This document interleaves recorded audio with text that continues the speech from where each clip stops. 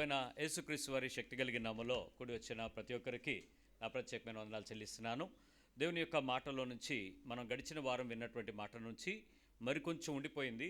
వాటిని కూడా విని తదుపరి వర్తమానం వినడానికి మనం సిద్ధపరచబడదాం. నేను ఒక వ్యక్తితో మంచి దైవ సేవకుడు ఆయన, వాళ్ళ కుటుంబం అంతా దేవుని యొక్క పరిచర్యలో ఒక 3 తరాల నుంచి ఉన్నారు. అలాంటి కుటుంబంలో నుంచి ఒక వ్యక్తి దేవుని యొక్క మాటను స్పష్టంగా వింటూ దాన్ని అనుభవిస్తూ దాన్ని బోధిస్తూ ఉన్నటువంటి వ్యక్తి నన్ను ఇంటర్వ్యూ చేశాడు. ఆ మాటలు అడిగినప్పుడు నేను చాలా సంతోషించి ఆయనతో, it's not a TV interview, కానీ నాతో అతని ఇంటరాక్షన్స్లో అడిగినటువంటి ప్రతి ప్రశ్నకు చక్కటి సమాధానాలు ఇచ్చి అతను చాలా ఎంకరేజ్ అయ్యి, అంటే ఇలాంటి ఫెయిత్ నేను కొంతమందిని చూసినప్పుడు నేను చూడలేదన్నా అని చాలా సంతోషించాడు. కానీ నేను అడిగినప్పుడు నేను చెప్పిన సమాధానాలు నాకు సంతోషకరంగా సంతృప్తికరంగా ఆ క్షణానికి అనిపించాయి. కానీ కొద్ది నిమిషాల తర్వాత అతను వెళ్ళిపోయిన నెక్స్ట్ డే నేను మళ్ళీ వాటిని వింటూ అతను పంపించిన ఫైల్ నేను వింటున్నప్పుడు నన్ను దేవుడు ఎన్కౌంటర్ చేయడం ప్రారంభించాడు. ఆ ప్రశ్నలన్నీ నేను నీతో వేస్తే నువ్వు ఎలా సమాధానం చెప్తావు? ఆ మనిషి నిన్ను అడిగాడు కాబట్టి ఆ మనిషి ఎదుట నీ హృదయాన్ని యథార్థంగా ఉంచుకుని చెప్పడానికి ప్రయత్నం చేసావు, మంచిది. కానీ నేనే నిన్ను కూర్చుని నిన్ను అడిగితే నువ్వు ఎలా మాట్లాడతావు అని అడిగాడు. అది నాకు ఎట్లా వినిపించిందంటే, ఇప్పుడు నాతో ఇంచుమించుగా ఒక 5-10 ఏళ్ళు ఈ మందిరంలోనే మేము దేవుని మాట వింటున్నాం అనేవాళ్ళు ఎవరున్నారా? Very good. 5-10 ఏళ్ళ నుంచి వింటున్నటువంటి మీరు, అంతకంటే 25 ఏళ్ళ నుంచి ఉంటున్నటువంటి మీరు, నేనేంటో మీకు తెలుసు, మీరేంటో నాకు తెలుసు కదా. అంటే నేనేంటో మీకు అంతగా తెలియకపోయినా మీరేంటో మాత్రం నాకు బాగా. ఇప్పుడు నా ముందు మీరు ఏదైనా కొత్త విషయాలు ఇప్పుడు నన్ను ఇంటర్వ్యూ చేసినట్టు మీరేమన్నా చెప్తే మీరేంటో నాకు తెలుసుద్దా తెలీదా? ఇప్పుడు మీరు అబద్ధం చెప్పారనే విషయం చక్కగా చెప్పగలనా లేదా? మీరు యథార్థంగా మాట్లాడుతున్నారా, సత్యంగా మాట్లాడుతున్నారా తెలిసిపోద్దా నాకు తెలీదా? ఇప్పుడు మరి నా సృష్టికర్త, నా విశ్వాసానికి కర్త నా ముందు కూర్చుని నన్ను ఇంటర్వ్యూ చేసి నా గురించి ఆయన అడిగితే నేను చెప్పేది అబద్ధం నిజమా ఆయనకి తెలుసుద్దా తెలీదా? అది నా ముందు కూర్చుంది. ఎన్నాళ్ళు నేను కొట్టుకున్న మస్కా, నేను మనుషుల ఎదుట కనపరుచుకున్న నా భక్తి, నా బైబిల్ ఎదుట నాకున్నటువంటి ధైర్యం, విశ్వాసం, ఇలాంటి ఒక గ్రాఫ్ ఒక్కసారిగా ఫ్లాట్ అయిపోయి కూర్చుంది. ఆల్మోస్ట్ ఈసీజీలో స్ట్రైట్ లైన్ వెళ్తే దాని అర్థం ఏంటో తెలుసా? ఆ మనిషికి లోపలేమీ బీట్స్ లేవని అర్థం. అలాంటి పరిస్థితుల్లో నన్ను అడిగిన 4వ ప్రశ్నకు నేను చెప్పినటువంటి సమాధానాన్ని మరొకసారి చెక్ చేసుకుందాం. ఎలాంటి కష్టమైన క్లిష్టమైన పరిస్థితులు వచ్చినప్పటికీ కూడా నువ్వు దేవుని మీద మంచి నమ్మకాన్ని ఉంచుతావు కదా అన్న, భయపడవు కదా, వెనుదిరిగిపోవు కదా, అలాంటి పరిస్థితుల్లో దేవుని యొక్క మార్గం నడిపింపు కూడా నువ్వు ఆశ్రయిస్తావు కదా మనుషుల దగ్గరికి వెళ్లకుండా అని అడిగాడు. నేను ఆ విషయానికి చాలా రూఢిగా చెప్పాను, ఎస్, నువ్వు నన్ను బ్లేమ్ చేయలేవు. ఎందుకంటే నేను ఎదుర్కొన్న నా పరిస్థితులు, నా స్థితులు నాకు తెలుసు. ఖచ్చితంగా నేను దేవుని మీద ఆధారపడ్డాను, మనుషుల్ని ఆశ్రయించలేదు, మనుషుల దగ్గర నేను చేయించలేదు, మనుషుల సహాయం మాటగా కూడా నేను ఎదకలేదు, నేను దేవుని మీదే ఆనందంగా ఉన్నాను అని చెప్పాను. చెప్పినప్పుడు అతను చాలా సంతోషించాడు. కానీ నేను దేవునితో కూర్చొని మాట్లాడుతున్నప్పుడు ప్రభు నాతో చెప్పినటువంటి ఆ సంఘటనలు నేను మీతో చెప్పాను కదా. మానవ జీవితంలో 7 రకాలైనటువంటి ప్రత్యక్ష అనుభవాలు దేవుడు అనుమతిస్తాడు. మొదటిది సమాధానాన్ని కోల్పోవటం, రెండవది ఆస్తిని కోల్పోవటం, మూడవది అవమానాన్ని ఇవ్వటం, నాలుగవది అన్యాయాన్ని చేయటం, ఐదవది వ్యక్తుల వియోగం, మరణం, ఫిజికల్ లాస్, నెంబర్ 6 ఆరోగ్యాన్ని కోల్పోవటం, నెంబర్ 7 డెత్ అంటే చచ్చిపోవటమే ఆల్మోస్ట్ అక్రమంగా మరణానుభవానికి తీసుకెళ్ళడం. చచ్చిపోవడం అంటే 2 సార్లు 3 సార్లు కాదు, ఎన్నోసార్లు చచ్చిపోయే అనుభవం, మరణానుభవంలోకి దిగిపోవటం. ఈ 7 అనుభవాలకు మించి పెద్దగా ఏమీ ప్రత్యక్షంగా ఉండవు. మనం గడిచిన వారం 5 అనుభవాలను చూసాం. 6వ అనుభవం 5 కంప్లీట్ అయిపోయింది కదా. 119వ కీర్తన 54వ వచనం అయిపోయింది.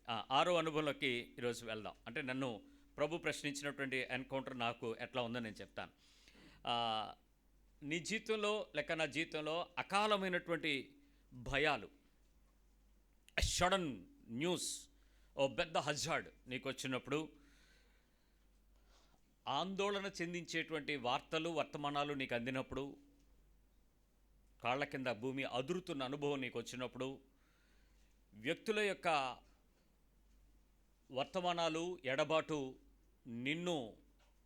నువ్వు ఎదురు చూస్తున్న దానికన్నా కష్టంగా ఉన్నప్పుడు, అంటే నువ్వెవరైతే నమ్ముతావో, ఎవరినైతే విశ్వాసం ఉంచుతావో, ఎవరి మీదైతే నీ హోప్ పెట్టుకుంటావో, ఎవరినైతే నీ గురించినటువంటి విషయాలన్నీ తెలుసని యథార్థంగా సంతోషంగా మాట్లాడుకోగలుగుతావో, ఆ వ్యక్తులు అకస్మాత్తుగా వాళ్ళ వర్తమానాలు ఇంచుమించుగా నీ అవయవంగా కోల్పోయిన వేళ, మనం అంటాం కదా, నా రైట్ హ్యాండ్ పోయిందని, నీ అవయవం కోల్పోయిన వేళ, అలాంటి ఆరోగ్యం కోల్పోయిన వేళ నీవు దేవుని పరిస్థితులతో ఎలా ఉంటావు, ఎలా ఉండగలవు?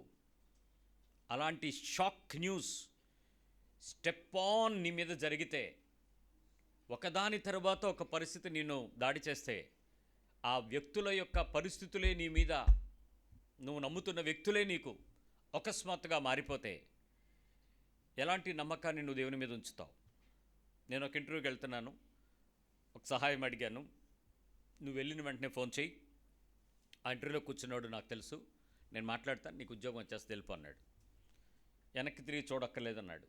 నీకెందుకు, నేను ఉన్నాను కదా, మై హూనా అన్నాడు. చాలా ధైర్యం వచ్చింది. ఎందుకంటే ఎతకపోయితే కాలుకు దొరికినట్లు అన్ని తిప్పలు పడ్డం కంటే ఒక ఫోను, ఒక మాట జరిగిపోతే సరిపోద్ది కదా అని ఇంటర్వ్యూలోకి వెళ్ళాను. ఆ హాల్లో కూర్చున్నాను, ఆ వ్యక్తి ఉన్నాడు ఇంటర్వ్యూ చేస్తానికి. నా పేరు ఇంకా నెక్స్ట్ మూడోది. ఫస్ట్ ఇంటర్వ్యూకి వెళ్ళిన వెంటనే ఫోన్ చేశాను. చేసి, సార్ నేను ఇంటర్వ్యూకి వచ్చాను, మీకు చెప్పమన్నారు కదా, ఒకసారి గుర్తు చేస్తున్నాను అని అంటే, నో ప్రాబ్లం, నేను మాట్లాడతాను, నువ్వు ధైర్యంగా ఇంటర్వ్యూకి వెళ్ళిపోన్నాడు. రెండో పేరు అయిపోయింది. మూడో పేరు, నేను లోపలికి వెళ్తున్నాను. నేను ఒకసారి ఆయనకి ఫోన్ చేసి చెప్పేద్దాం, నేను వెళ్తున్నాను సార్, హాఫ్ అన్ అవర్ అయిపోయినాక ఫోన్ చేయమన్నాడని రిమైండ్ చేస్తుంటే ఫోన్ స్విచ్ ఆఫ్ అని వచ్చింది. ఇప్పుడు నా నమ్మకం, నా విశ్వాసం, నా బలం, నా ధైర్యం, నా మనోబలం ఎవరిది? ఏమైంది ఇప్పుడు? కవరింగ్ ఏరియాకు దూరంగా ఉన్నారు అంది. అరగంట ముందు ఉన్నాడు. ఏం చేశాడు ఆయన మనకు తెలిసిపోయింది. ఏమని? సో ఇంటర్వ్యూలో నాకు వచ్చినటువంటి విషయాలు కూడా మర్చిపోయాను. ఎందుకు? నా ఫోన్, నా మైండ్ అంతా ఎక్కడుంది? ఆ ఫోన్ స్విచ్ ఆన్ మీద ఉంది. ఇప్పుడు ఇంటర్వ్యూ చేయడానికి మాట్లాడట్లేదు, ఆయన ఏదో అడుగుతున్నాడు. అయిపోయింది ఇంటర్వ్యూ, బయటకు వచ్చేసి నాకు ఫోన్ చేస్తే ఫోన్ లైన్లో ఉంది. ఈ ఇంటర్వ్యూ బాబు ఇలా జరిగిందని ఆయన అడిగాడు. సార్ ఇలాగానంటే, నేను అరగంట ముందు చేయమన్నాను కదమ్మా అన్నాడు. నేను చేశాను సార్, వెళ్ళే ముందు చేశాను సార్, స్విచ్ ఆఫ్ వచ్చింది సార్ అని. సార్ ఏటమ్మా అలా చేసావు అన్నాడు. ఇంతకీ ఇంటర్వ్యూ ఎలా చేసావు అన్నాడు. సార్ ఏదో మీరు ఉన్నారని ధైర్యంగా నేను మామూలుగా వచ్చాను, ఏదో జరిగింది సార్ అంటే, నెక్స్ట్ టైం బట్టలకమ్మా అన్నాడు. పోన్లే నేను చెప్తానంటే ఏదో హోప్ ఉన్నావు, నెక్స్ట్ టైం బట్టలకమ్మా అంటే ఇప్పుడు ఏమైనట్టు అయిపోయింది, ఇంటర్వ్యూ వచ్చేసింది. కనీసం ఎవరిని నమ్మితే బెటరు ఆ టైంలో? కానీ నమ్మాల్సిన పరిస్థితి అంతా టైం అయిపోయాక పీక్ మూమెంట్లో దేవుడి దగ్గరికి వెళ్తే అది అన్యాయమే కదా. సో పక్క నా మనస్సు నాకేం చెప్తుందంటే, చాలేవా ఇప్పుడు వెళ్ళి ఏమడుగుతావు దేవుడిని, ఏదో చేసావు వెళ్ళి మాట్లాడన్నట్టుంది. అలాంటి పరిస్థితుల్లో అలాంటి వర్తమానాలు నమ్మినటువంటి మనుషులు, నేనున్నాను నీకెందుకు, నేను చూస్తాను నీకెందుకు, నీకు పర్వాలేదు, ఏమీ అవ్వదు, నేను నీకు భరోసా, నేను నీకు ఇస్తాను, నువ్వెందుకు కంగారు పడకు, నువ్వు ఎవరి దగ్గరికి వెళ్ళకు, నువ్వు ఎవరి దగ్గర సిగ్గుపడతావు, నేనే నీకున్నాను అని ఎన్నో విషయాల్లో మనకు మాట్లాడినటువంటి ఆ ధైర్యపు మాటలు ఆర్థికంగా కానీ మానసికంగా కానీ ఒక్కసారిగా ఆ సమయంలో నీ పార్ట్ కోల్పోయినట్టు అవమానం జరిగితే, ఆ సమయంలో నువ్వు నీ హృదయం అంతా దేవుని మీదకి రాగలదా? మీరెవ్వరూ కూడా ఆ టైంలో నాకు ఎలా అవ్వాల్సిందే అని మీరు అనకుండా ఉండగలరా? ఏమంటారు ఆ టైంలో? నాకు ఇలాగా బుద్ధి రావాల్సిందే, నాకు ఇలా 4 సార్లు జరిగితే కానీ నాకు ఇంకా ఏమి రాదు, బుద్ధి రాదు, నా దరిద్రం పరిగెడుతుంది, నా రాత ఇలాగే ఉంటుంది. ఎప్పుడైనా మనకు అంతేలే, ఏమి లేదు, ఆయన దయ, ఆయన యోగం లేదు, తినలేములే, మనకి ఇంకా ఎక్కడొస్తుందిలే. ఇది ఒక్క ఉద్యోగం విషయంలోనే కాదు, చాలా సందర్భాల్లో మీలో చాలామంది ఎదుర్కొని ఉంటారు. అలాంటి ప్రత్యక్షమైన అనుభవాలు, భయంకరమైనటువంటి ఆందోళన వార్తలు వచ్చినప్పుడు ఆ సమయంలో నువ్వు దేవునితో ఎలా ఉండగలవు అని అడిగితే, దేవుని ఎదుట నువ్వు మీరు ఒకసారి ఆలోచించండి, ఎలా ఉంటారు మీరు? How you feel? Will it be a joyful moment to you? ఎన్ని నిమిషాలు దేవునితో దూరంగా ఉంటారు? ఆ టైంలో మీకు దేవుని మీద నమ్మకం పెంచుకోవాలని అనిపిస్తుందా? దేవుడు వదిలేసినట్టు అనిపిస్తుందా? ఆయన ఏమంటాడు, నిన్ను విడువను. కానీ మనం ఏమయ్యాం? ఏం చేసాం? వదిలినట్ట వదలనట్ట? ఆ టైంలో నీ హృదయం ఎప్పుడైనా 56వ కీర్తన 12వ వచనం చెప్పిందే మనం చూడు, 56:12, 56 కీర్తన 12 వచనం. దేవా దేవా నీవు మరణములో నుండి నా ప్రాణమును తప్పించి ఉన్నావు. నేను జీవపు వెలుగులో దేవుని సన్నిధిని సంచరించినట్లు జారి పడకుండా నీవు నా పాదములను తప్పించి ఉన్నావు. ఇప్పుడు నేను అడగాల్సింది, నా పాదాలను తప్పించే దేవుడవు నువ్వు ఉన్నావు, నేను కంగారు పడట్లేదు, నువ్వే నా పరిస్థితులలో, ఇలాంటి పరిస్థితులలో, ఇలాంటి యుద్ధాలు జరిగినప్పుడు, ఇలాంటి మనుషులు నన్ను ఎడబాస్తున్నప్పుడు, వార్తలు నన్ను కంగారు పెడుతున్నప్పుడు, ఇలాంటి పరిస్థితుల్లో నేను దుఃఖకరమైన అనుభవం నాకు ఎదురవుతున్నప్పుడు ఈ ఈ 56 కీర్తనలో 12 వచనాన్ని మనం సంతోషంగా చెప్పగలిగే స్థితిలో వీళ్ళందరూ నాకు ఇలాగే ఉంటారు, కానీ దేవా నువ్వే నాకు ఇలాంటి పరిస్థితుల్లో ఉంటావు అనేటువంటి మాట ఈ భక్తుడు చెప్పేటట్లు మనం చెప్పగలమా? మరొకసారి చదువునానా. దేవా నీవు మరణములో నుండి నా ప్రాణమును తప్పించి ఉన్నావు. నేను జీవపు వెలుగులో దేవుని సన్నిధిని సంచరించినట్లు జారి పడకుండా నీవు నా పాదములను తప్పించి ఉన్నావు. నువ్వు నన్ను తప్పించావు ప్రవ్వా అని అడుగుతావా? నాకు అది లాస్ చేసావు ప్రవ్వా అని అడుగుతావా? మీ పక్క వాళ్ళని అడగండి. అంత పెద్ద ఆఫర్ పోయింది, దేవా నువ్వు నన్ను తప్పించావు దానిలో నుంచి అని అడుగుతావా? నువ్వెందుకు నేను ఆడినెందుకు ఫోన్ ఆపేలా చేసావు అని అడుగుతావా? హలో, మీ సిచ్యువేషన్లో దేవుడు తప్పించాడు అని అంటే ఎవరిని స్తుతిస్తున్నట్టు? దేవుని మీద నువ్వు ఆధారపడి దేవునిని స్తుతిస్తున్నట్టు. కానీ ఆ టైంలో నువ్వు దేవుని స్తుతించాలనే మనసు కోరిక ఉబలాడపడుతుందా? ఇంకో రకంగా ఉంటుందా? నాకెందుకు ఇది లాస్ అయ్యింది, నువ్వెందుకు వదిలేసావు, నువ్వెందుకు నాకు అది నష్టాన్ని కలిగించావు, నువ్వేమైపోయావు దేవా?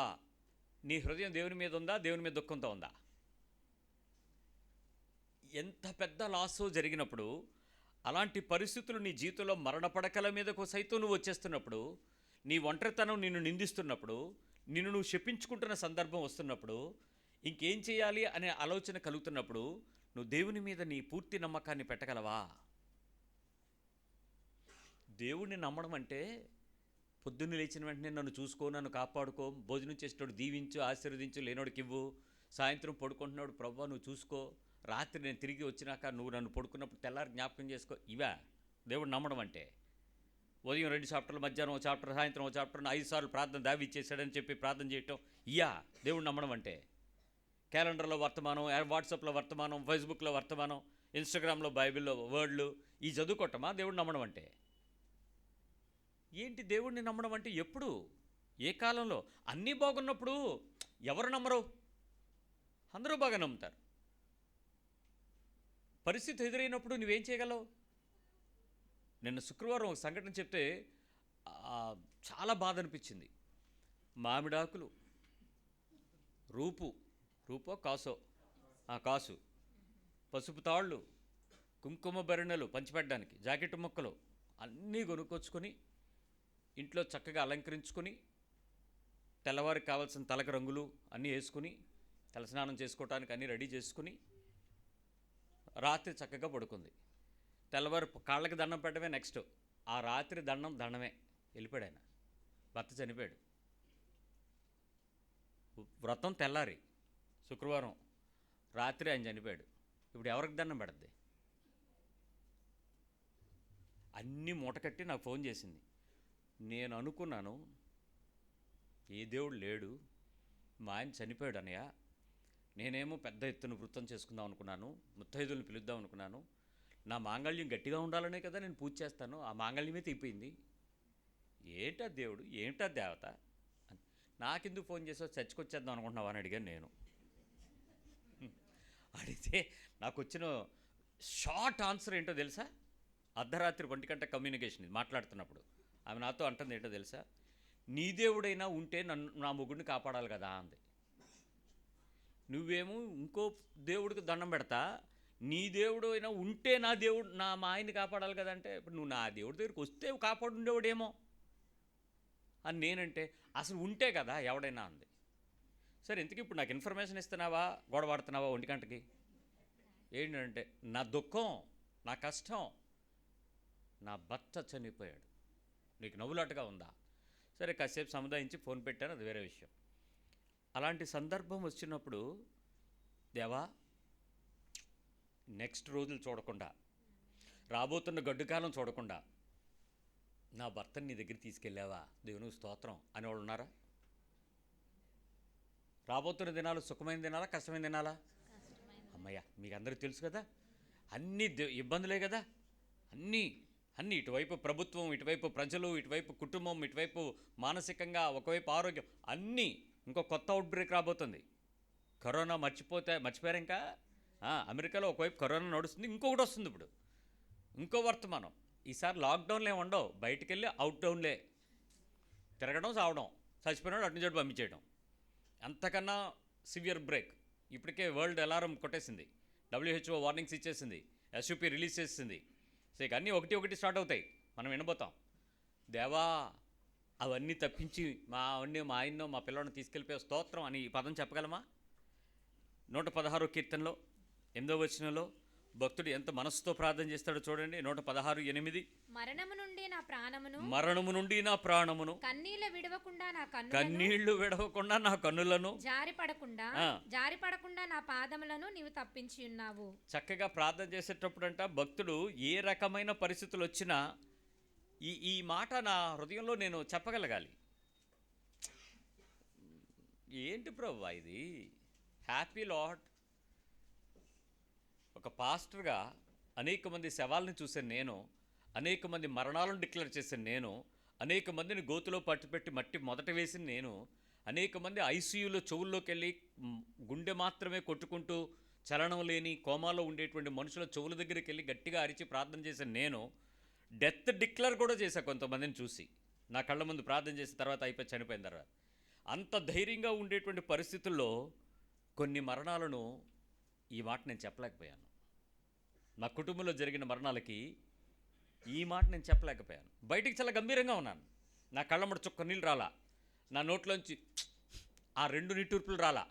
కానీ నా హృదయం నాకు తెలుసు కదా, నేనేంటో నాకు తెలుసు కదా, నాకు తెలియకుండా మీకు ఎవరికి తెలియదు కదా. సో నా గురించి నేను చూసుకున్నప్పుడు ఒంటరిగా టైం దొరికితే కొంచెం గట్టిగా అరిచేసి ఏడిచేసి ఆ తర్వాత ఫ్రీ అయిపోదాం అన్నట్టు కూడా అనిపించింది కొద్ది సమయం. ఎవరు లేని టైంలో ఒక అరగంట సేపు గుండె కట్టగడ కొట్టుకుంటున్నప్పుడు అనిపించింది. కానీ ఈ మాట నేను చెప్పలేకపోయాను. కన్నీళ్ళు విడవకుండా నా కన్నులను అనే పదం నాకు చెప్పలేకపోయా. బహుశా ఆ రోజు నాకు వయసు లేదా అంటే, వయసుతో సంబంధం ఏంటి, దేవునితో సంబంధమే కదా కావాలి. చిన్నపిల్లోడికి విశ్వాసం ఎక్కువ ఉంటుందా, ముసలోడికి విశ్వాసం ఎక్కువ ఉంటుందా? ఎవరి విశ్వాసం ఎక్కువ ఉంటుందో తెలుసా? చిన్నపిల్లోడికే. అందుకే ప్రభు ఏమన్నాడు, మీరు ఎలాంటి వారు అవ్వాలన్నాడు, మీరు చిన్నపిల్లల వంటి వారు అవ్వాలన్నాడు. సో చిన్నపిల్లవాడు కన్నా మరి నేను ఎంత పెద్దోడిని అయ్యాను, మరి చిన్నపిల్లవాడిగా ఉన్నప్పుడు ఆ విశ్వాసం కన్నా పెద్దదయ్యేటోడు విశ్వాసం కూడా పెరుగుద్ది కదా. కానీ ఆ పెద్ద అయ్యాక ఆ విశ్వాసం రాలేదే. కొన్ని పరిస్థితుల్లో మనం తట్టుకోలేనప్పుడు ఖచ్చితంగా మూలుగుతావే, దేవుని మీద విశ్వాసాన్ని పలకలేమే, ఆనందించలేమే. 112వ కీర్తన చూడండి, ఆ పదం అంటాడు ఒకసారి. 112లో మొదటి నుంచి ఒక్క మాట చదివేద్దాం గబగబా. 7 వచనాలు చూద్దాం. యెహోవాను స్తుతించుడి, యెహోవాయందు భయభక్తులు గలవాడు ఆయన ఆజ్ఞలను బట్టి అధికముగా ఆనందించువాడు ధన్యుడు. ఆయన ఆజ్ఞలను బట్టి యెహోవా చేసిన కార్యములను బట్టి ఆనందించువాడా, ఆయన ఆజ్ఞలను బట్టి ఆనందించువాడా ధన్యుడు. ఆజ్ఞలను బట్టి అంటే ఆయన ఏదైనా నీకు ఆజ్ఞ ఇచ్చాడంటే నీకు ఏం స్టార్ట్ అవ్వాలంట? ఓహ్ ఆహా దేవా నాకు వద్దని చెప్పావా, స్తోత్రం అనాలట. అంతేగాని ఏడు ప్రభు వద్దనేస్తావు అనొచ్చా? నెక్స్ట్, వాని సంతతి వారు భూమి మీద బలవంతులగుదురు, యథార్థవంతుల వంశపు వారు దీవింపబడుదురు. కలిమియు సంపదియు వాని ఇంట నుండును, వాని నీతి నిత్యము నిలుచును. యథార్థవంతులకు చీకటిలో వెలుగు పుట్టును, చీకటిలో వెలుగు పుడుద్ది. వారు కటాక్షమును వాత్సల్యతయు నీతియు గలవారు. దయాళులను అప్పిచ్చువారును భాగ్యవంతులు. న్యాయ విమర్శలో వారి వ్యాజ్యము గెలుచును. అట్టి వారు ఎప్పుడూనూ కదిలింపబడరు. ఇవన్నీ దేవుడు దీవించినటువంటి దీవెనలే కదా. ఇవన్నీ మీకు కావాలని కోరుకుని ఉంటారు. ఇలాంటి వాగ్దానాలు వస్తే ఆ రాత్రి పండగ మీకు బిర్యానీ తీసుకుని తిని ఉంటారు. మంచి వాగ్దానం ఇచ్చాడు దేవుడు అని కదిలించబడరు అని. ఆ తర్వాత వర్తమానం చదువుతా చూడండి. ఇప్పుడు నీతిమంతులు నిత్యము జ్ఞాపకములో నుందురు, వాని హృదయము యెహోవాను ఆశ్రయించి స్థిరముగా నుండును. వాని హృదయం ఎవరిని ఆశ్రయిస్తుంది? యెహోవాను ఆశ్రయించి. అప్పుడు ఎలా ఉంటాడు? స్థిరముగా ఉంటాడు. Very good. ఇంకా వాడు దుర్వార్తకు జడియడు. అంటే ఏమొస్తుంది అప్పుడు? చెడ్డవార్త ఏదన్నా వస్తుంది. దేవుడు నిన్ను ఫుల్గా స్థిరపరిచి టెస్ట్ పెట్టేస్తాడు. అప్పుడు ఏమొస్తుందట? ఏం వార్త వస్తుంది? సువార్త. దుర్వార్త. నోటితో చెప్పండి గట్టిగా. దుర్వార్త వస్తుంది. దుర్వార్త వచ్చినప్పుడు ఆడు ఎలా ఉంటాడు? ఆల్రెడీ ఎవరిలో స్థిరపడ్డాడు? దేవుడు. అప్పుడు దేని మీద భయపడ్డా? ఇంకా దేనికి? దుర్వార్తకు జడియడు. వాని మనసు స్థిరముగా నుండును. అసలు ఎక్కడ ప్రాబ్లము? మైండ్ ప్రాబ్లం అవుద్ది. అప్పుడు మైండ్ ఏమైంది? వేవరింగ్ అవుతుంది. వేవరింగ్ అవ్వాలా? స్థిరంగా ఉండాలా? స్టడీ ఫాస్ట్, ఖచ్చితంగా స్థిరంగా ఉంటుంది. ఇంకా తన శత్రువుల విషయమైన తన కోరిక నెరవేరు వరకు వాడు భయపడడు. ఇంకా అసలు ఎలా ఉంటాడంటే దుర్వార్త కంట ఏ పరిస్థితుల్లో కూడా ఏమవడంట, చాలా స్థిరంగా ఉండిపోతాడు. ఏమాత్రం కూడా భయపడడు, దేనికి కంగారు పడ్డు, ఇంకేమాత్రము ఏ విషయంలో కూడా జడిచిపోడంట. నిజంగా అలా ఉంటామా మనం? ఏమండి, మీ హ్యాండ్ కోల్పోయినప్పుడు, పరిస్థితులు కోల్పోయినప్పుడు, ఆ వార్తలు అకాలమైన భయాందోళన వార్తలు అలాంటివి వస్తున్నప్పుడు శపించకుండా, అయ్యో అనకుండా, దుర్వార్తకు జడిసిపోకుండా చాలా హ్యాపీగా కాన్ఫిడెంట్గా మనసంతా దేవుడి మీద ఉందని చెప్పి హాయిగా ఉండగలరా? ఎవరు మాట్లాడట్లా. ఉండాలని తెలుసు కానీ ఉంటామా? ఉండం. నన్ను ఇంకా కొంచెం లోపలికి తీసుకెళ్ళినామండి. 7వ ప్రశ్న ప్రభు సంధించినటువంటి మాట ఎంత గొప్పగా ఉంటుందో మీకు అర్థమవుద్ది. మీ ఆస్తి, మీ డబ్బులు, మీ అధికారం, మీ ఆరోగ్యం, మీ ఆనందం, మీ అనుభవించని భక్తి ఏదైనా మీ దగ్గరికి వస్తే, అనుభవించలేని స్థితి మీ ముందుంటే, నీ శత్రువు అనుభవిస్తూ ఉంటే, అంటే మీరు అనుభవించని వేళ మీ అపోజిట్ పర్సన్ ఎవరైనా వాటన్నిటిని అనుభవిస్తూ ఉంటే, అర్హతకు మించి వాడు అనుభవిస్తూ ఉంటే, దాన్ని బట్టి వాళ్ళు నిందించి మిమ్మల్ని గేలి హేళన చేస్తూ ఉన్నప్పుడు, కించపరుస్తూ ఉండేటప్పుడు మీరు ఏమైనా విచారిస్తారా? చాలా సంతోషంగా నవ్వుతారా? విచారిస్తారా? నవ్వుతారా? ఆనందంగా పోన్లే ఇది మొన్నటి వరకు నేను, ఇప్పుడు ఆయన అంటారా? ఒకసారి ఆలోచించండి. ఇక్కడ ఎమ్మెల్యేలుగా కంటెస్ట్ చేసిన వాళ్ళు ఎవరైనా ఉన్నారా? ఏమండి, ఆశావహులైన హతాశులైనటువంటి ఎవరు ఉన్నారా? ఎమ్మెల్యేగా పోటీ చేసి మేము ఎందరికో ఖచ్చితంగా మా ఫ్యాన్ గుర్తు కింద గెలిచేస్తాం, మా జగనన్న పక్షంగా అనుకుని ఓడిపోయిన ఎమ్మెల్యేలు ఎవరున్నారు ఇక్కడ? ఎవరు లేరు. దేవునికి స్తోత్రం. ఒకవేళ అలాంటి పరిస్థితులు అయితే గెలిచినటువంటి చంద్రబాబు నాయుడు గారి వర్గం వాళ్ళందరూ కూడా చూసి, పోన్లండి మొన్నటి వరకు మేము, ఇప్పుడు వాళ్ళు అన్నోళ్ళు ఎవరైనా ఉన్నారా? మనం పోటీ చేయని వాళ్ళు మనమే ఒప్పుకోలేకపోతున్నాము. పోటీ చేసినోడు అనగలడా? మాట్లాడండి అంటారు. ఇదో క్రైస్తవ ఫీలింగ్ ఒకటి, జగన్ క్రైస్తవుడు అని ఎవరు చెప్పారు? ఆయన చెప్పాడా? చంద్రబాబు నాయుడు గారు కూడా చర్చకు వచ్చారు తెలుసా? ఆయన బైబిల్ చదివాడు జగన్ లాగే. సో ఎవరు ఏ పార్టీ అన్నది పార్టీ గురించి ఆలోచించండి తప్ప, ఇక్కడ క్రైస్తవుడా హిందువుడా అని దాని గురించి ఏం ఆలోచించక్కర్లేదు, దాని గురించి కొట్లాడుకోక్కర్లేదు. మీ అనవసరమైన అభిమానాలు ఎక్కువైపోయాయి. క్రైస్తవుడికి దేవుని పక్షంగా ఎవరు ఏంటి అనేది ఆ టైంకి ఉన్నటువంటి విచక్షణను బట్టి, వాళ్ళు ఇచ్చినటువంటి మాటలను బట్టి మీరు చేయాల్సింది చేయాలి అంతే. అంతేగాని వాడు 1000 ఇచ్చాడు, 500 ఇచ్చాడని దొంగ ఓట్లు వేస్తారా? మీరు దొంగలే డబ్బులు తీసుకుంటే. సో ఎప్పుడూ అలాంటి పని చేయొద్దు. సో ఆలోచించండి. పోటీ చేసిన వాళ్లే అనట్లేదు, మామూలుగా పోటీ చేయకుండా ఓట్లేసిన మనలోనే మనకు ఎలా ఉంది ఇప్పుడు ఆ ఫీలింగు? ఒప్పుకోలేకపోతున్నామే. కానీ దేవుని పక్షంగా ఒక క్రైస్తవుడు అలాంటి స్థితి కనుక ఏర్పడితే ఎలా అంటాడో చెప్తాను, ఒకసారి ఆలోచించండి. యోబు 7వ అధ్యాయము 13వ వచనం తీయండి. జోబ్ 7:13. నా మంచము నాకు ఆదరణ ఇచ్చును. ఏంటి? నా మంచము నాకు ఆదరణ ఇచ్చును అంటే ఏం చేస్తాడు చెప్పండి? మంచం ఆదరణ ఎప్పుడు ఇస్తుంది? ఆ పదం ఒకసారి ధ్యానించిన ఇంటికి వెళ్ళి మంచం ఆదరణ అంటుంది ఏంటి? మీరు చిన్నపిల్లలు ఎక్కువ గంటలు నిద్రపోతారు, సుమారు 16 అవర్స్ నిద్రపోతారు. ఎదిగే కొద్దీ మనిషికి సొఫిస్టికేటెడ్గా 12 గంటలు చాలు. ఇంకా కొంచెం మనిషి 30 నుంచి 50 మధ్యలో మహా పడుకోగలిగితే, నిద్ర ఎంత తక్కువైతే వాడి జీవితం అంత సాఫల్యంగా నడుస్తుంది. ఆ టైంలో నిద్రను జయించడం, 30 to 50 నిద్రను బ్రేక్ చేయాలి, జయించాలి. 50 తర్వాత నువ్వు వద్దన్నా అది వస్తుంది, రావాలన్నా రాదు. నిద్ర పడుకునే వాళ్ళు చూడండి, ఆ వయసు దాటిపోయిన వాళ్ళు ఎలా ఉంటారు ఎంతసేపును? మీరు ఏ టైంలో చూడండి సీసీ కెమెరాలో తిరుగుతూనే ఉంటుంది, కళ్ళు చెవులు ఈ యాంటీనాలు తిరుగుతూనే ఉంటుంది. ఏట్లు వేసావు అంటది ముసలిది. అదొక సీసీ కెమెరాయే. ఎంత భయమో మనకి. ఆ సైలెంట్గా వెళ్తే కుక్క అయినా పడుకుంటుంది, కానీ పెద్దవాడు పడుకుని ఉండడు, ముసలివాళ్ళు. సో ఓకే, వాళ్ళు ఏమో అనలేము, ఆ వయసు అలాంటిది. అలాంటి సమయంలో మంచం నాకేమిచ్చిందంట? ఆదరణ ఇచ్చింది. యోబుకు అప్పటికి ఏంటి స్థితి? మొదటి అధ్యాయంలో వర్తమానం మీద వర్తమానం. ఏంటి ఏమన్నా మంచి వర్తమానంలా? అంతా ఎస్ఎంఎస్లు, అంతా వాట్సాప్లు, అంతా ఇన్స్టాగ్రామ్లో ఇన్కమింగ్ టక్కు వచ్చినాయి బెల్లలో. ఏంట్రా అంటే ఆస్తిపోయింది, దేవునికి స్తోత్రం. పిల్లడు చచ్చిపోయాడు, ఓకే. ఆడపిల్లలు చచ్చిపోయారు, ఓకే. ఒంట్లు వెళ్ళిపోయినాయి, గాడిదలు వెళ్ళిపోయాయి, గుర్రాలు వెళ్ళిపోయాయి, ఏనుగులు. అర్రే మొత్తానికి అన్ని వర్తమానాలు. దాని తర్వాత యెహోవా ఇచ్చాను, యెహోవా తీసుకుని, దేవునికి స్తోత్రం మహిమ కలుగును గాక పాట పాడేసుకుని ఉంటాడు. ఇప్పుడు 7వ అధ్యాయంలోకి వచ్చి మాట చెప్తున్నాడు ఏమని? నా మంచము నాకు ఆదరణ ఇచ్చును, నా మంచము నాకు ఆదరణ ఇచ్చింది, నా పరుపు నా బాధకు ఉపశాంతి ఇచ్చును అని నేను అనుకొనగా. అబ్బా, నా పరుపు నా బాధకు ఉపశాంతి ఇచ్చునని నేను అనుకొనగా నీవు స్వప్నముల వలన నన్ను బెదిరించెదవు. దేవుడు అక్కడ కూడా ఊరుకోలే, మంచి కళ వచ్చి తుళ్ళిపడి లేచాడట. ఏంట్రా అనంటే కల్లో కూడా ఆయనకి ఏదో అయినట్టు అయిందంట. ఇంకప్పుడు అనుకున్నాడు, నేను నా జీవితంలో ఏదైనా వస్తే ఇంకొప్పుడు మంచం నాకు ఆదరణ ఇస్తుందంటే కాసేపు విశ్రాంతిగా నిద్రపోదాం అనుకున్నప్పుడు కళ వచ్చేసింది. ఆ కల్లో కూడా నిద్ర లేకుండా చేసేస్తున్నాడు. ఎవరో? దేవుడు. దేవుడితో ఉండగలమా అలాంటి టైంలో? దొరికేదే కాసేపాటు కునుకు. ఇలా కునకంగానే ఎవడో వచ్చి నీ పేక పిసుకుతున్నట్టు వస్తే, ఇంకోటి ఏదో జరుగుతున్నట్టు వస్తే అసలు ఇంకా మనిషి బతకలేడు కదా, హెల్ప్లెస్ సిచ్యువేషన్ కదా, ఇక దేవుడే శత్రువు అయిపోయినట్టు అయిపోయింది కదా. దేవుడిని ఒక్క మాట అన్నాడా యోబు?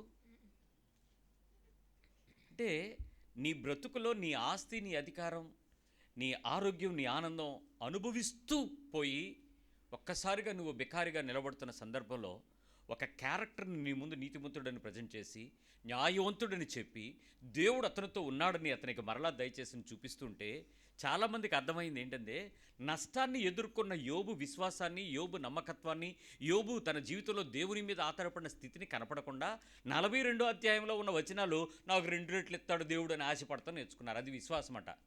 పిచ్చోళ్ళారా, అది విశ్వాసం కాదు, అవిశ్వాసం. నేను నేర్చుకోవాల్సిన పాఠము, నాకు ఏర్పరచుకున్నటువంటి దేవుని యొక్క ఆ లెసన్ ఏదైతే నాకు ఇస్తున్నాడో దానిని నేను నేర్చుకోవాల్సినటువంటి నా అధ్యాయాలన్నీ పక్కకు పెట్టి 42వ అధ్యాయం వాగ్దానం ఏంటి? నీకు నిజం చెప్తాను వినండి, మీలో ఎవరైనా ఇలాంటి పరిస్థితి కనుక వస్తే మీకు రేపేమవుద్దో మీకు తెలీదు. నష్టం తప్ప, కీడు తప్ప ఆశ అనేది మీకు కనపడదు. యోబు గ్రంథమంతా మీ ముందు రోజు క్యాసెట్లు పెట్టి వీడియోలు పెట్టి వాయిస్తున్నా నీ మనసు లోపలికి ఏం చేరదు. నీకు చేరేదల్లా ఒకటే, నెక్స్ట్ ఏం వార్త వస్తుందిరా బాబా అని గుండె గడగడ కొట్టుకుంటూ ఉంటుంది అంతే. అలాంటి సందర్భంలో నీ హృదయము ఉపశమనం అంట. చూడు 6వ కీర్తనలో 6వ వచనం చెప్తాడు, ఎంత ఉపశమనం పొందాలట. నేను మూలుగుచు 6వ కీర్తన 6వ వచనం తీయండి 6 సామ్ 6:6. నేను మూలుగుచు అలసి ఉన్నాను. ఇంతకీ ఆ పై వచనం అంతా ఏంటో తెలుసా? నన్ను విడిపించు, నన్ను కరుణించు, నన్ను జ్ఞాపకం చేసుకో, నేను నీ సంగతి చూసుకో, నా పరుపు 6వ వచనం, నేను మూలుగుచు అలసి ఉన్నాను, ప్రతి రాత్రియు కన్నీరు విడిచుచు నా పరుపు తేలజేయుచున్నాను.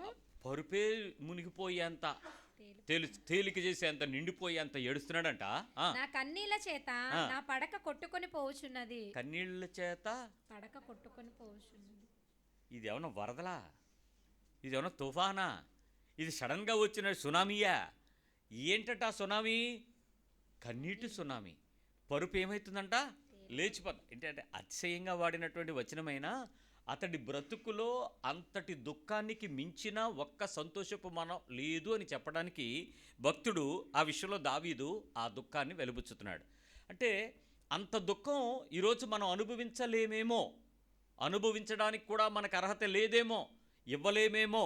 కానీ నేను ఈరోజు మీతో చెప్తున్నాను వినండి, నువ్వు బుద్ధిహీనమైన తప్పు చేసిన, లిజన్ కేర్ఫుల్లీ, బుద్ధిహీనమైన తప్పు చేసిన, తెలివి తక్కువ పని చేసిన, తెలుస్తూ ఉన్నప్పటికీ నువ్వు నష్టపరిచిన, ఒకవేళ దేవుడే గనక నిన్ను అగాధమైనటువంటి పాతాళంలోకి తొక్కేసి మనిషి నువ్వు లెగలేనంత దుఃఖానికి కారణమైనటువంటి -, లెవెల్కి నిన్ను కిందకి తీసుకుని వెళ్ళిపోతే, నీకు నేర్పించేటువంటి పాఠాన్ని నువ్వు క్షుణ్ణంగా నేర్చుకుంటే పడిన బంతి తిరిగి 2 రెట్లు స్పీడ్తో పైకి లేచినట్లు నీ జీవితాన్ని దేవుడు మహా ఉన్నతమైన స్థితికి తీసుకుని వెళ్ళబోతున్నాడు అన్నది అర్థం. అయితే నువ్వు మధ్యలో ఏదో తాళ్ళలో, ఓడలో, మనుషుల యొక్క మాటలో ఏదో సహాయం తీసుకుని బయటికి గెంతకుండా ఆ గోతులో పడాలి. ఇంకేమీ ఆలోచన లేదు. నువ్వు తీసుకెళ్తావా? పాతాళ మంచు నేను చూసేస్తా పదా, నువ్వు నడిపిస్తావా? ఏడవని, నా ఏడుపు ఎంత ఏడుస్తాను, నన్ను విడిపించడానికి నీ దగ్గర తప్ప, నీ దిక్కు తప్ప నేను ఎటు చూడను.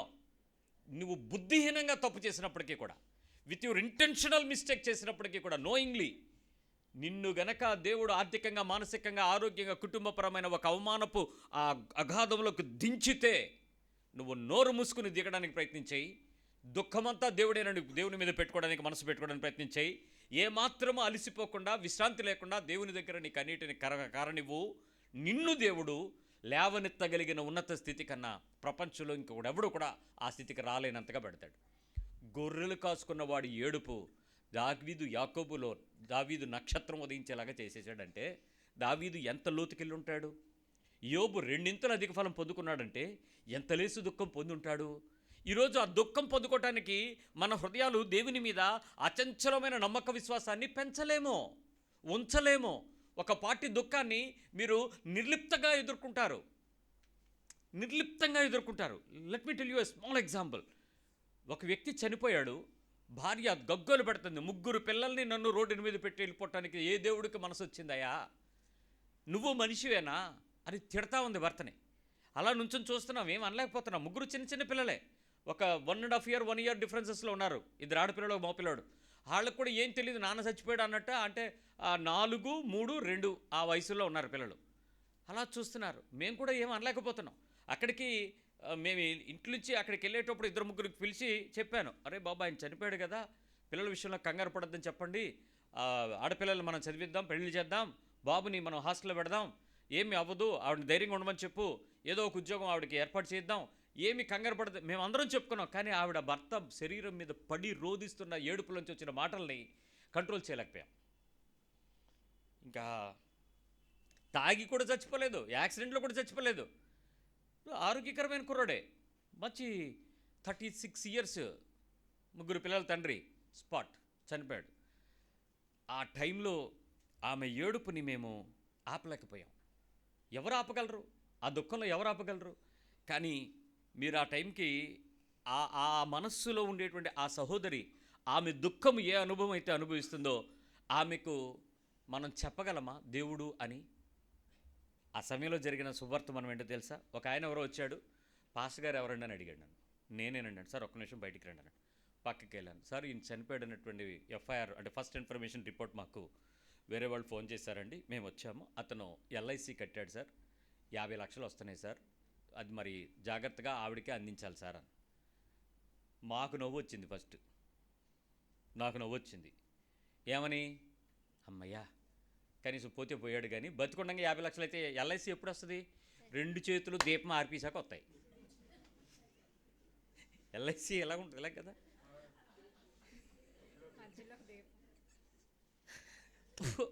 ఆర్పేశాక 50 లక్షలు అంటే నీ జీపం ఆరిపోద్దురా, డబ్బులు కట్టుకోరా అంతే.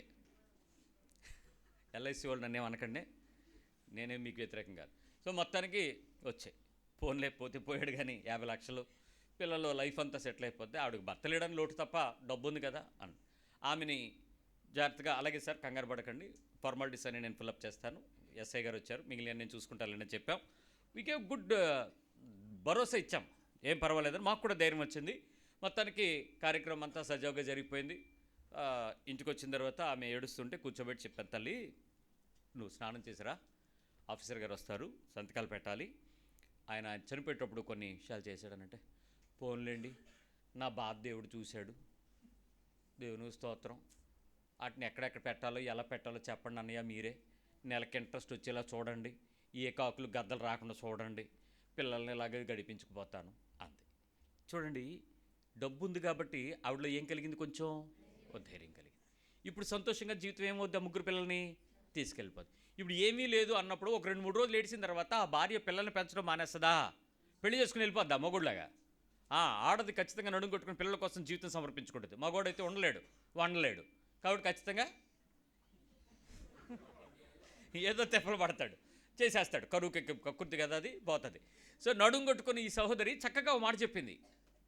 నేను ఇంకో కుటుంబాన్ని అలాంటి పరిస్థితిలో వస్తే, పెద్ద పిల్లలు పెళ్ళిడికి వచ్చినటువంటి పిల్లల విషయంలో తల్లి ఏమందో తెలుసా? నాయన ఎన్నాళ్ళు ఉంచిన వాడిని ఆయన దగ్గరికి తీసుకెళ్ళాడు మా పెద్ద ఆయన, మా ఆయన మంచి సలహాలు ఇస్తాడు, దేవుడు కావాల్సి వచ్చినట్టుంది, సర్లే అక్కడ ఉన్నాడులే, మనం ఏడు చేద్దులే అంది. నిర్లిప్తతతో లైఫ్ని హ్యాండిల్ చేస్తుంది. ఎవడు మానేస్తాడండి? ఉంది, ఆవిడ ఆనందించింది, చిన్నపిల్లల తల్లి, లేదు పోలే మా ఆయన పెద్ద ఆయన దగ్గర ఉన్నాడు, వెళ్ళని అనేసి అని ధైర్యం తెచ్చుకుంది. కానీ ఈ 2 లైఫ్లు దేవుని మీద అనుకున్నవి కాదు, దేవుణ్ణి నమ్మినవి. ఏం చేస్తాం? నిర్లిప్తతతో నడిచే జీవితానికి, నమ్మకంగా దేవుని మీద ఆధారపడి నడిచే జీవితానికి చాలా తేడా ఉంది. నా సహోదరుడు, సహోదరి, నువ్వు ఎలా ఉన్నావు? ఈరోజు నీ లైఫ్లో వెళ్తుంది కాబట్టి నమ్ముతున్నావా, నమ్ముతున్నావు కాబట్టి నడిపిస్తున్నాడని ఒప్పుకుంటున్నావా? ఈరోజు చాలామంది 30 రోజుల తర్వాత నాకు జీతం పడద్దనే నమ్మకంతో ఉద్యోగంకి వెళ్తున్నారు. పడదో వెళ్తారా? మాట్లాడరే? వెళ్తారో ఆడు ఇస్తాడో ఇవ్వడో ప్రభుత్వం. పెన్షనర్లు ఏం చేయగలిగారు ఇప్పుడు? ఎప్పుడు పడతా అని అలా ఆకాశం నుంచి పడే పక్షి నోరు తెరిచి చకోరు పక్షి అని ఉంటుంది, అలా ఉన్నారు ఇప్పుడు. ఈ 4 పెన్షన్ వస్తే వచ్చినట్టే బాబు, మందులు కొనుక్కోవాలి, ఈఎంఐ కట్టుకోవాలని. ఏం చేయలేం. కొద్ది రోజులు అలాగే. ఉద్యోగం కూడా అంతే, వ్యాపారం కూడా అంతే. అలాంటి సిచ్యువేషన్స్లో దేవుని నమ్మితే నన్ను పోషిస్తాడనే దేవుని మీద భరోసాకి చెప్పగలిగిన నమ్మకత్వం మనిషి హృదయంలో ఉందా? నీ దగ్గర ఉందా? నీ బలాన్ని నమ్మావు కదా. నేను ఈరోజు ఏదో పరుగెడుతున్నాను, కాళ్ళు కదులుతున్నాయి, చేతులు కదులుతున్నాయి, నేను పోషించబడుతున్నాను, నేను తింటున్నాను, నేను తిరుగుతున్నాను, నేను జీవిస్తున్నాను. You have your confidence because I'm earning, I'm living. You have your confidence. But at the same time నా దేవుడు నన్ను పోషించడానికి సజీవుడు ఉందా? ఆ రొమ్ము ఇరుచుకునే నిలబడే ధైర్యం ఉందా? చాలామందికి లేదు. దేవుని మీద నమ్మకం అంటే వాటి మీద ఆధారపడినప్పుడు నమ్మడం కాదు, వాటిని ఆధారపడలేనప్పుడు దేవుని నమ్మడం. జాబ్ విడిచిపెట్టేటప్పుడు నా ఇంటికి నాకు వచ్చిన చెక్ 65,000 నా నెల జీతంతో పాటు. 65,000 శాలరీ క్రెడిట్ అవుతున్నటువంటి చెక్ పట్టుకుని ఆనందించేసిన ఉద్యోగాన్ని ఒక్క నిమిషంలో వదిలిపెట్టన్నాడు దేవుడు. ఇప్పుడు నాకు నెక్స్ట్ పోషకుడు ఎవడు? సంఘం ఉందా? చర్చ్ ఉందా? అసలు సంఘం అంటే ఏంటో నేను వెళ్ళడం తప్ప నేను సంఘం ఎలా నడిపిస్తా నాకు తెలియదు. చర్చ్ ఎలా ఉంటుందో తెలియదు, జనం వస్తారో లేదో తెలియదు. అందులోనూ నాకున్న పౌరుషానికి, నాకున్న తిక్కకి ఎవడన్నా వచ్చి వింటాడా అంటే అది కూడా కష్టమే. అలాంటి ఏం జరుగుద్దో తెలియదు, ఎక్కడ పెట్టాలో తెలియదు, ఎలా ఉండాలో తెలియదు. సంఘం అంటే అప్పటికి మాకు తెలిసిందా 4 పెద్ద పెద్ద హాల్ ఉండాలా, పెద్ద సెటప్లు ఉండాలా, అంతా వ్యవహారం, పెద్ద పాస్టర్లు. మేము కూడా అలాంటి చర్చిలో పెరిగిన వాళ్ళమే. జీరో. దేవుడు అంటున్నాడు నన్ను నమ్ముతావుగా అన్నాడు. ఇప్పుడు మన లోపల ఎలా ఉంటుంది? నా అమ్మకి సస్తానా? అదే కదా. ఇప్పుడు నెక్స్ట్ ఇంకే ఆధారం లేదు. ఉద్యోగం రిజైన్ చేయించేసినాడు, నువ్వు నమ్ముతావుగా అంటే ఏం చెప్పను? నమ్మకి చస్తానా? అప్పుడు ఒకటే చెప్పాల్సి వచ్చింది, ఎస్ ఐ బిలీవ్. ఇన్ని రోజులు నన్ను పోషించిన నువ్వు నన్ను విడువని వాడవని నేను నమ్ముతున్నాను ప్రభువా. కరువు ఏ రోజు తిన్నామో తెలియదు, ఏ రోజు మంచం మీద ఎక్కి నిద్రపోయానో తెలియదు. సేవకు రావడానికి ప్రారంభించిన మొదటి రోజు మంచం దిగి కింద పడుకున్నాడు. ఈ రోజుకి మంచం మీద పడుకోవడానికి కృప ఇవ్వలేదు, నేల మీదే పడుకోగలిగాం. ఎవరి వైపు చూడకుండా, ఏ వైపు ఆశ్రయించకుండా, ఏ మనిషి కానుకను చూడకుండా, ఏ మనిషి చేతిలోంచి దీవెన వైపు చూడకుండా, వాడి పదార్థం వైపు ఆశించకుండా, వాడి వస్త్రం వైపు ఆశించకుండా, వాడి వాహనం ఆశించకుండా, వాడి ఇంటి గుమ్మం తొక్కకుండా, దేవుని వైపు నిలబడి కాకుల కన్నా, ఆ చేపల కన్నా ఉన్నతమైన ఆత్మ కలిగిన నన్ను పిలిచిన దేవుడు సజీవుడని ఆనుకోవడానికి సిద్ధపడగలిగాను. ఆ ఇంటర్వ్యూ చేస్తున్నవాడికి నేను ఇవన్నీ గుర్తుపెట్టుకుని చెప్తుంటే దేవుడు అంటున్నాడు సిచ్యువేషన్ చూపించి, ఆగు, ఆ రోజు నువ్వు ఉన్నావు, ఇప్పుడేంటని అడిగాడు. ఏ రోజు నేనున్నాను? నాకు మనిషి అనేవాడు ఎవడో సహాయం చేయడానికి అవకాశం కలిగినటువంటి సంఘమే లేనప్పుడు, మీరు లెక్క పెడుతున్నటువంటి దశమ భాగాలని పేర్లు వింటున్నవి నా చెవులకు వినపడనప్పుడు, అసలు ఎవడైనా వచ్చి కానుకిస్తాడంటే అది ఎలా ఉంటుందో కూడా తెలియని జీరో స్టేజ్లో నేను నమ్మటం నాకు దేవుని మీద విశ్వాసమే. ఈరోజు పరిస్థితి ఏంటి? ఓ భరోసా, ఓ చర్చ్ ఉంది, ఓ ప్రదేశంలో వాక్యం చెప్తే, ఓ ప్రదేశంలో మీటింగ్కి వెళ్తే, ఓ ప్రదేశంలో సంఘం, ఏవో ఉన్నాయి. కానీ ఇప్పుడు ఏంటి అని అడిగాడు. అప్పుడు నేను అన్నాను, ప్రభువా నువ్వు ఇలాంటి మంచి మంచి ప్రశ్నలు ఇస్తే ఏం ఆన్సర్ చెప్తాం, ఏం ఆన్సర్ చెప్పగలను అని ఒకసారి వెనక్కి వెళ్ళి ఒక నెల రోజుల్లో నేను చాలా కష్టపడి, చాలా నిద్రాహారాలు లేకుండా పనిచేశాను. ఎక్కడ వాక్యం చెప్పాలంటే అంత దూరాలు లారీల మీద ప్రయాణం చేసి 5, 10 వాడి చేతిలో పెట్టి, ఆయన నా దగ్గర డబ్బులు లేవంటే అసలే దిగంటే ఆ వెనకాతల క్యాబిన్ లారీ ముందుకు వెనకాతలు ఎక్కి ప్రయాణం చేసి ఎక్కడో నక్కపల్లి, ఎక్కడో అడ్డు రోడ్డు, చాలా ఎసరాయివారు అలా చుట్టూ రాత్రి అంతా ప్రయాణం చేసి తెల్లవారు మీటింగ్ వెళ్ళేవాడు. అన్ని తిప్పలు పడి ఏ రోజు ఏమి లేకుండా చూసుకుని ఒక నెలంతా వెనక్కి తిరిగి లెక్కేసుకుంటే 176 రూపాయలు వచ్చాయి కనుక. 60,000 ఎక్కడ, 176 రూపాయలు ఎక్కడ? అప్పుడు అనిపించింది, ప్రభువా ఉన్నవాడు అనువాడు ఆమెననువాడవు, స్తోత్రం. ఆ రోజు నుంచి ఈ రోజు వరకు ఈ కన్నులు అటే చూసే తప్ప కిందకు చూడాల. నా గురించి చెప్పట్లేదు నేను. అంటే ఆధారపడగలిగిన స్థాయి పెరుగుతూ ఉండేటప్పుడు కూడా ఆధారపడలేని నా మిత్రులు ఉన్నారా?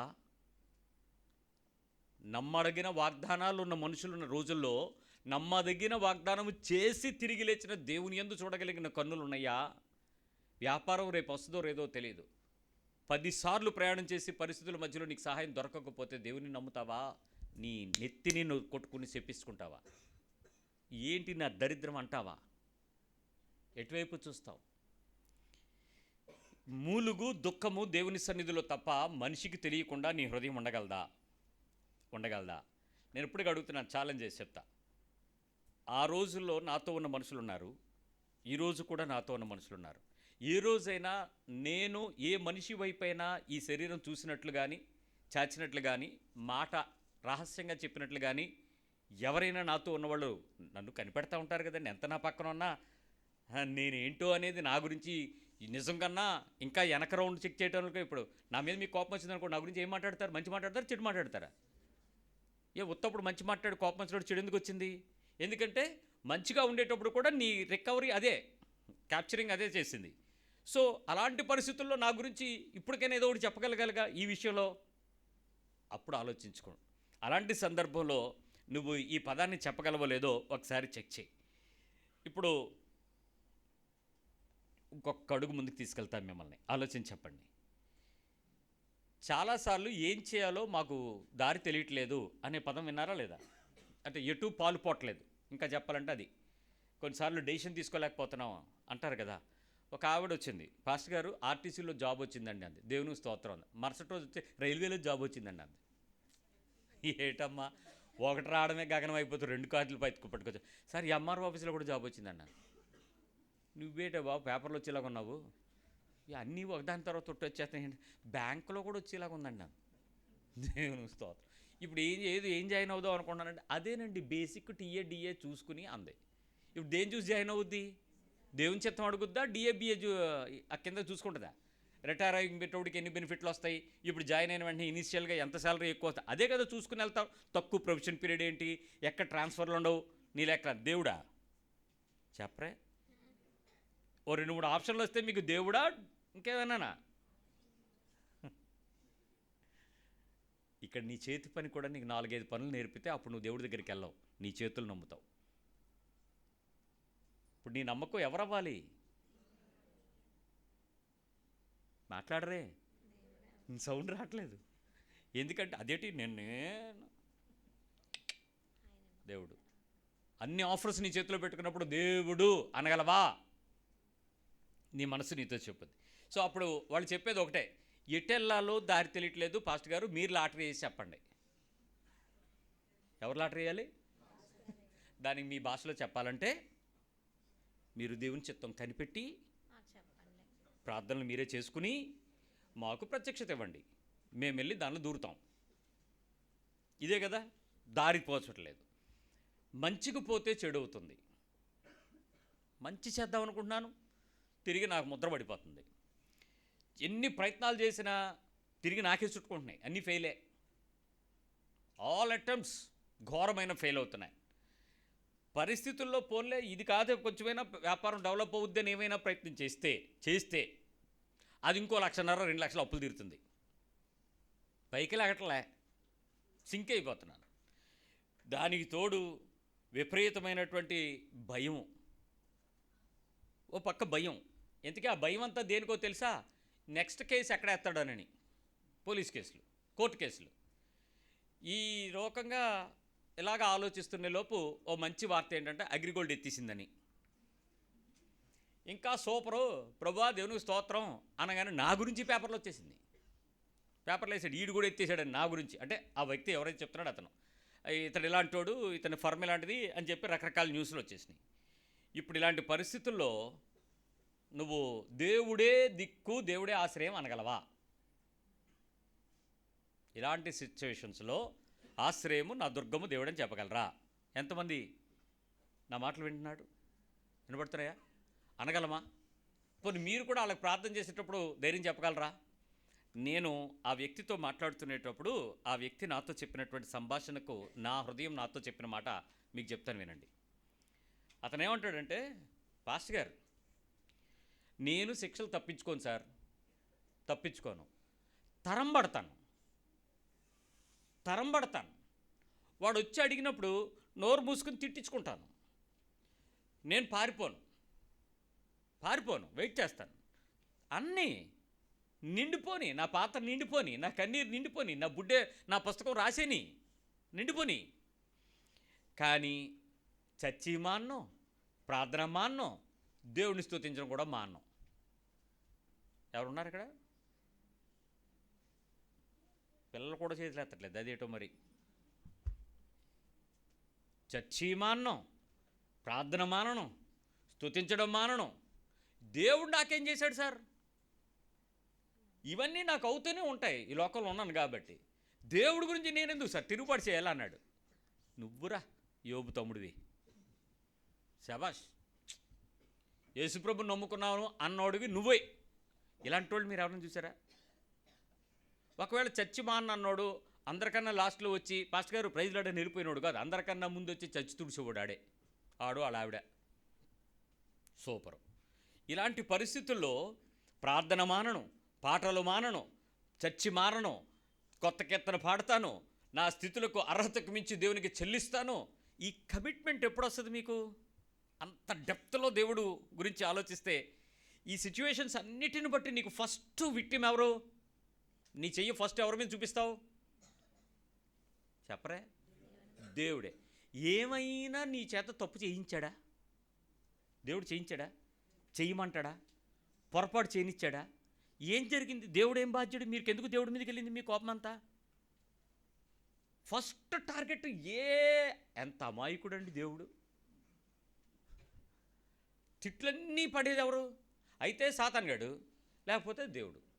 ఎవ్వరు ఏమైపోయినా ముందు తిట్టేది దేవుడు లేక సాతాను. పాపం సాతానుగాడు దేవుడి వైపు దగ్గరికి వచ్చి ఏడు బాబు, దేవుడు అంటారు నాకే తప్పలేదు, నువ్వు చూడరా ఈయన అంటాడు.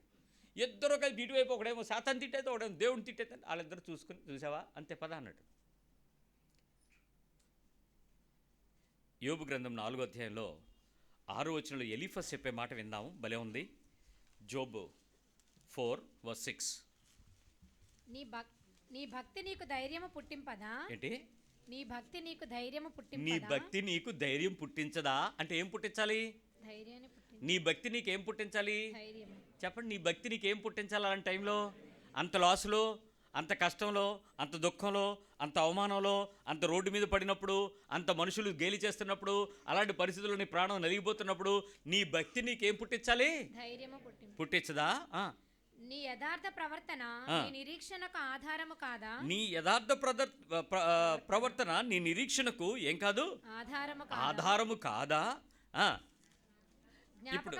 ఇప్పుడు యోబుని ఈ రకమైనటువంటి మాటలతో మాట్లాడుతూ నీ నిరీక్షణ, నీ భక్తి నీకు ధైర్యాన్ని, నీ యథార్థ ప్రవర్తన నీకు నిరీక్షణకు ఆధారం అవ్వదా? అలాంటి మనిషికి నిరీక్షణ ఏంటి చెప్పండి? కాబట్టి చచ్చిపోయారు అని తెలిసిన తర్వాత వాళ్ళు లెగుస్తారు, పుడతారని ఆశ ఏమైనా ఉంటుందా మీకు? మాట్లాడండి. ఉండదు కదా. యోబుకి అలాంటి సిచ్యువేషనే కదా, అందరూ చచ్చిపోయారు కదా. ఆవులు, ఒంటెలు, గొర్రెలు, మేకలు, గాడిదలు అన్నీ పోయినాయి కదా. అన్నీ పోయినాయి కదా. అవన్నీ మళ్ళీ వస్తాయి అంటే ఎవడన్నా నమ్ముతాడా? అన్నీ చచ్చిపోయినాయి. పోనీ ఏదన్నా ఒక పిల్ల ఉండిపోయింది, తల్లి ఉండిపోయిందంటే మళ్ళీ పిల్లలు పుడతాయి అనుకోవడానికి. అన్నీ పోయినాయి అని తెలిసిన తర్వాత అసలు నీ భక్తి నీకు నిరీక్షణ పుట్టిస్తుంది, నీ యథార్థత నీకు నెక్స్ట్ వస్తుందనే హోప్ క్రియేట్ చేస్తానంటే మనకేమైనా హోప్ ఉంటుందా? ఒకవేళ అలాంటప్పుడు పాస్టర్ గారి దగ్గరికి వచ్చారనుకోండి, అది ఆలివ్ గ్రీన్ అనే వ్యక్తి పాస్టర్ గారి దగ్గరికి వచ్చారనుకోండి, ఆయన ఒకటే చెప్తాడు, ఏం పర్లేదు, చెప్పండి, ప్రార్థన చేసుకుందాం, ధైర్యంగా ఉండు, ఏం పర్లేదు. ఇంకా అంతకంటే ఏమని చెప్తాడా? నీకెందుకు నేను ప్రార్థన చేస్తాను, ఉపవాసం ఉంటానని చెప్తాడా? అస్సలు చెప్పడు. ఏం చెప్తాడు? నీ ఏడుపు నువ్వు ఏడు అని చెప్తాడు, నీ నొప్పి నువ్వు భరించని చెప్తాడు, నీ మోకాళ్ళు నువ్వు పడకుండా నన్నేమంటావేంటి అని చెప్తాడు. సో నీ దుఃఖం దేవుని వైపు తీసుకెళ్ళు, నువ్వు మనుషుల దగ్గర రాకు, ఎవరి దగ్గర చీచాచకని చెప్తాడు. పొరపాటు నువ్వు నాకేమన్నా ఫోన్ చేసావు అనుకో, అప్పుడు కూడా ఒకటే చెప్తాడు, పాస్టర్ గారు మరి అలాగండి అంటే నేను కూడా అలాగండి అని అంటాను. అంతేగా నీకెందుకు, నేను ఉన్నానులే, చీటీ కట్టేస్తానులే అంటానా? నేను అసలు కట్టను, నాకేం సంబంధం, నువ్వు చేసిన అప్పులకి నేను ఎందుకు బాధ్యుడిని? నీకోసం ప్రార్థన అంటే అలాగే నాన్న అంటాను. ఒక్క నిమిషమే ప్రార్థన, అలాగే రోజంతా చేయనండి, ముందే చెప్తున్నాను. ఒక్క నిమిషం ప్రభు, నువ్వు చేసిన వెంటనే ఫోన్లో మళ్ళీ మర్చిపోకుండా యథార్థంగా చెప్తావు, ప్రభు ఇదిగో ఫోన్ చేస్తున్నాడు, అది నీకు కొట్టపోయి నాకు కొట్టాడు కాబట్టి నేను నీకు కొడుతున్నాను, చూసుకొని ఆయన వేస్తున్నాము ఆమెను. అవే చూసుకోమని మళ్ళీ అప్పులు తీర్చమని గట్రా చెప్పను, అడిగి బుద్ధి చెప్పని చెప్తాను. తప్పు చేసింది నువ్వు, గడ్డి తిన్నది నువ్వు, దానికి బుద్ధి రాకుండా నీకు డబ్బులు ఇచ్చామని చెప్తే రేపు పొద్దున్న దేవుడు నేను డబ్బులు ఇచ్చిన తర్వాత నువ్వు మళ్ళీ ఇంకో పెద్ద పని చేశాను, అప్పుడు నన్ను అంటాడు, ఏరా నువ్వేమన్నావు నేను ఇచ్చానని. అందుకు నేను అలాంటి మధ్యలో పెట్టను దేవునికి, నీకు చెప్తా. ఇప్పుడు చెప్పండి, నీ నిరీక్షణ నీకు ఇంకా ఆధారం కలిగించాలి, నీకు ఇంకా విశ్వాసం కలిగించాలి అనే విషయం నీకు తెలుసా? అలాంటి నిరీక్షణ ఏమైనా ఉంటుందా ఆ టైంలో మనకి కదా? ఇప్పుడు చెప్తాను, 17వ అధ్యాయంకి రండి. అదే యోబానయ్యే 17వ అధ్యాయం. 17వ అధ్యాయంలో 16 వచనాలు ఉంటాయి, కానీ 16 వచనాలు మనిషికి ఎలా ఉంటాయంటే అసలు గుండుని ఏదో 2 రాడ్లు పెట్టి స్నేర్ మీద కొడతారు చూడండి. స్నేర్ అంటే ఈ జార్జ్ కొట్టే వాళ్ళకి మధ్యలో ఉండే డ్రర్ డ్రర్ అని కొట్టేది స్నేర్ అంటారు. పెద్ద బేస్ డ్రమ్ కాదు, ట్రర్ ట్రర్ ట్రర్ ట్రర్ అంటారు చూసారా, అదనమాట. అది కొడతాడు 16 బీట్లు. చూడండి, మొదటి బీట్, నా ప్రాణము సమసిపోయెను, నా ప్రాణము సమసిపోయెను, నా దినములు తీరెను, సమాధి నా నిమిత్తము సిద్ధమై ఉన్నది. అంటే ఏంటి? నీ ముందు ఏముంది? గట్టిగా చెప్పాలి అందరూ. సమాధి. ఆహా, నీకు సమాధి రాత్రి కనపడితే తెల్లారి నా ఫోన్ రాకుండా ఉంటుందా? రాత్రి 3 సమాధులు వచ్చాయట ఒక ఆవిడకి, ఫోన్ చేశాను. 3 అని అంది. ఏం చెప్తాం, ఇంట్లో ముగ్గురే ఉన్నారు. అంత ప్రత్యక్షత నాకు ఉంది, ఆవిడికి ఉంది. 3 కనబడుతున్నాయి అని అన్న. సర్లేమ్మ ప్రార్థన చేద్దాం. తండ్రి కుమార్ పరిశుద్ధాత్మ ఉంది, మెంటల్ దానా ఏం మాట్లాడతావు? 3 అనగానే ఎవడు మెసేజ్లు వింటున్నావు నువ్వు? 3 అనగానే తండ్రి కుమార్ పరిశుద్ధాత్మ అంటావు, సమాధులు అంటావు. దేనికి లింక్ పెట్టుకోవాలో తెలియదు అంటే ఏమో నాన్నయ్యా అని ఫోన్ పెట్టి తర్వాత మాట్లాడదాం. నెక్స్ట్, ఎగతాళి చేయువారు నా యొద్ద చేరి ఉన్నారు. ఎక్కడికి తీసుకెళ్తారు వీళ్ళందరూ? స్తుతించేద్దాము, ప్రార్థించేద్దాము, కీర్తించేద్దామని పాటలు పాడడానికా? సమాధికి వెళ్ళేటోడు పాటలు పాడడానికి. వీళ్ళందరూ ఎక్కడున్నారు? వాళ్ళందరూ ఆల్రెడీ బాసుకు సమాధి కనబడుతుంది, ఎదురుగానేమో జనం కూడా కనబడుతున్నారు పాటలు పాడడానికి. వారు పుట్టించే వివాదములు నా కన్నులకు ఎదురుగానున్నవి. అంటే ఏమిటున్నాయి? వాళ్ళు ఏం మాట్లాడుతున్నారు? కొత్త గొడవలు, నీకు సంబంధం లేనట్లు ఇరికిచ్చేస్తున్నారు. ఈడి వల్లే అక్కడెక్కడో చెంబల్లోయలో దొంగతనం జరిగితే, కాశ్మీర్లో బాంబు పేలితే ఇక నీ గురించి చెప్పేస్తున్నట్టుంది. ఇవి ఈడేనండి, ఈడే నేను రాత్రి బాంబు అన్నాడు అని అంటే ఏమంటుంది పరిస్థితి? పక్క వాళ్ళందరికి ఏమర్థం అవుద్ది? ఇదేంటండి బాబు, ఈడేనా అంటే ఈడేనా అనే లోపు ఇంకోటి ఎవడో వస్తాడు, ఇక్కడెక్కడో బాంబు పెట్టాడట అని. వార్తలు అలా ఉన్నాయి ఈ రోజుల్లో, సోషల్ మీడియా అలాంటిది. ఏర్పాటు చేయుము, దయచేసి నా నిమిత్తము నీ అంతటి నీవే పూటపడుము. నీ అంతటి నువ్వే పూటపడు. మరి ఎవడు నా నిమిత్తము పూటపడును? నీవు వారి హృదయమునకు జ్ఞానము మరుగు చేసితివి, కావున నీవు వారిని హెచ్చింపవు. ఎవడు తన స్నేహితులను దోపు సొమ్ముగా ఇచ్చునో వాని పిల్లల కన్నులు క్షీణించును. ఆయన నన్ను జనుల్లో సామెతకు ఆస్పదముగా చేసి ఉన్నాడు. నలుగురు నా ముఖము మీద ఉమ్మి వేయుదురు. ఏం చేస్తారట? నలుగురు నా ముఖము మీద ఉమ్మి వేయుదురు. ఊహించండి ఒకసారి. అసలు మాట ఎవరో మీ పక్కన నుంచుని అప్పు అంటేనే ఆడిని ఒకలా చూస్తాం మీరు. ఆ పూ నీ ముఖం మీద ఎత్తనాడంట. ఎంత హాయి! ఈ సిచ్యువేషన్లో ఈ 16 వచనాలు చదివిన తర్వాత 15వ వచనం దగ్గర అంటాడు, నా నిరీక్షణకు ఆధారం ఏది? అసలు నా హోప్ ఎవరికి కనపడద్ది? ఉంటుందా అండి ఇలాంటి సిచ్యువేషన్లో? అంటే యోబు గ్రంథము చదివేటప్పుడు మనం కొన్ని విషయాలను వేరేలా చదువుతాం. ఇప్పుడు ఈ విషయంలో యోబుని చూస్తే వేరేలా కనబడతాడు. మహానుభావుడు, ఎలా ఉన్నాడు రా బాబు దేవుడు అంటే అని. నీ సిచ్యువేషన్లో నమ్మకం ఏంటి అంటే, నీ నిరీక్షణకు ఆధారం ఏంటి అంటే 18వ వచనంలో చెప్తున్నాడు, ధూళిలో విశ్రాంతి దొరకగా అది పాతాళపు అడ్డకమ్ముల యొద్దకు దిగుచున్నది. ధూళి మట్టిలోకి వెళ్ళిపోయి అమ్మయ్య మట్టిలో పడుకుందాం అంటేనంట అది కిందకి దిగుతుందంట. పాతాళంలోకి వెళ్ళి కింద ఉన్న అడ్డుల దగ్గర ఆపుతుందంట. అది అంటే డెప్త్లో పాతాళము అగాధం అంటే అంచు ఉండదు. కానీ అది వెళ్ళి ఎక్కడ ఆగిందట? అడ్డకమ్ముల దగ్గర ఆగిందంట. అంటే ఎంత లోపలికైతే వెళ్ళిపోద్దో అంత లోపలికి వెళ్ళి అక్కడ ఆగుతుందట. మట్టి కూడా అక్కడ నాకు ఆశ్రయం ఇవ్వట్లేదురా బాబు అని. అంటే నిరీక్షణ నీకేం కలిగించాలి? ఆధారము కుట్టించాలి. నీకు ఇలాంటి పరిస్థితుల్లో ప్రార్థన మానను, స్తుతించుట మానను, నేను దేవుని యందు నిరీక్షణ మానను, సంఘాన్ని మారను. మారడం ఎందుకు? బెల్లంపల్లి వెళ్తే తగ్గిపోతాయి, అలా అక్కడికి వెళ్తే దీవించబడతాం.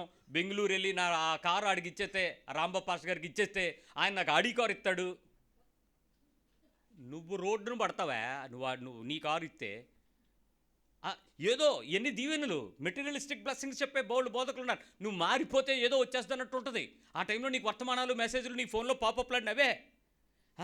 ఇంకా ఇప్పుడు బాధపడకుండా కీర్తనకారుడు చెప్పేవి కొన్ని పదాలు చదువుదాం. 42వ కీర్తన 11వ వచనం, త్వరగా 42:11. నా ప్రాణమా నీవేళ కృంగియున్నావు, అసలు నువ్వు ఎందుకు కుంగుతున్నావు? నా ప్రాణమా నాలో నీవేళ తొందరపడుచున్నావు, అసలు ఎందుకు తొందరపడుతున్నావు? దేవుని యందు నిరీక్షణ ఉంచుము, దేవుని యందు నిరీక్షణ ఉంచు. ఆయనే నా రక్షణకర్త, నా దేవుడు, ఇంకను నేను ఆయనను స్తుతించెదను. ఇంకను అంటే ఎప్పుడు? ఆ గోతులో దిగుతున్నప్పుడు, ఆ బాధలు పడుతున్నప్పుడు, అవమానాలు ఎదుర్కొంటున్నప్పుడు, ఆ నిరీక్షణకు ఆధారం లేనప్పుడు, సొమ్మసిల్లిపోతున్నప్పుడు, మనుషులు నిన్ను చూసి గేలి చేస్తున్నప్పుడు, నీ ఆరోగ్యం అనారోగ్యంతో ఆనందిస్తున్నప్పుడు, రిపోర్ట్ల మీద రిపోర్ట్లు కంగారుతో కలవరంతో నిలబడుతున్నప్పుడు, ఏం చేయాలో తెలియనప్పుడు, ఆర్థికంగా మానసికంగా అనారోగ్యంగా ఏ రకమైన పరిస్థితుల్లో నెమ్మది లేనప్పుడు, నా ప్రాణమా నీ వేళ తొందరపడుచున్నావు, దేవుని యందు నిరీక్షణ ఉంచు అని గ్రామటికల్గా చెప్పుకోవడానికి ఇష్టపడుతుంది నీ ప్రాణం. 5వ వచనం 42:5. నా ప్రాణమా నీవేళ కృంగియున్నావు, నాలో నీవేళ తొందరపడుచున్నావు, దేవుని యందు నిరీక్షణ ఉంచుము. 42:5 కూడా చెప్పు, కంగారు పడకండి. 42:5 చూడండి. నా ప్రాణమా నీవేళ కృంగియున్నావు, నాలో నీవేళ తొందరపడుచున్నావు, దేవుని యందు నిరీక్షణ ఉంచుము, ఆయనే నా రక్షణకర్త. ఇప్పుడు 11, 42:11. నా ప్రాణమా నీవేళ కృంగియున్నావు, నాలో నీవేళ తొందరపడుచున్నావు, దేవుని యందు నిరీక్షణ ఉంచు, ఆయనే నా రక్షణకర్త, నా దేవుడు, ఇంకను నేను ఆయనను స్తుతించెదను. ఎప్పుడు? ఇంకను ఎవరిని?